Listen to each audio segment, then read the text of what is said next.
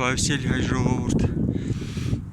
մի բարձր կետում եմ գտնում, որտեղից Արարատը հիասքանչ է երևում, որոշեցի անպայման ֆիքսեմ, չգիտեմ ինչքանով լավ կերևա, որտեղ արևը հանդիպակաց է, բայց հրաշալի մի հատ տեսարան է, ամբողջ ծածկված Արարատի գագաթը, եւ փոքրը եւ մեծը, ու ինձ տպավորություն է ոնց որ Աստծո փառքը ծածկած լինի Մասիսը, Արարատը։ Սենց տեսարան գեղեցիկ ամեն անգամ չի որ լինում է, ուղղակի ուզեցա անպայման սա ֆիքսեմ, եթե ձեր տեխնիկան հնարավորություն է տալի մոտեցնելու, ավելի մոտիկից տեսնելու, շատ ուրախ կլինեմ։ Ուղղակի իմ հեռախոսի հնարավորություններն այսքան է։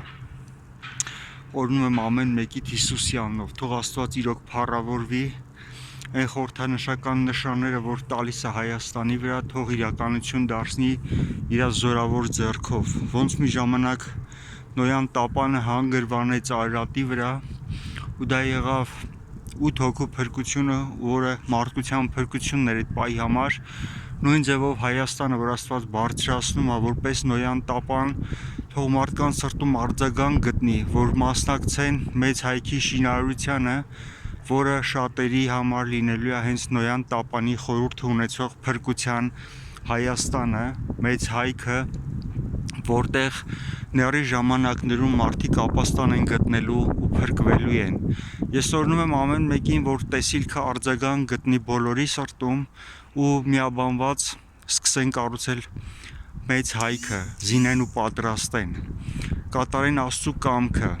որը դառնա հենց իրանց օրհնության պատճառը։ Թող օրհնված լինի ամեն մեկը, ով որ իր սրտում ընդունում է կոչը Աստծո կողմից, արձագանքում է, միաբանվում է ու իր կյանքի վրա, իր գործողություններով, իր սրտի դիրքով արձակում է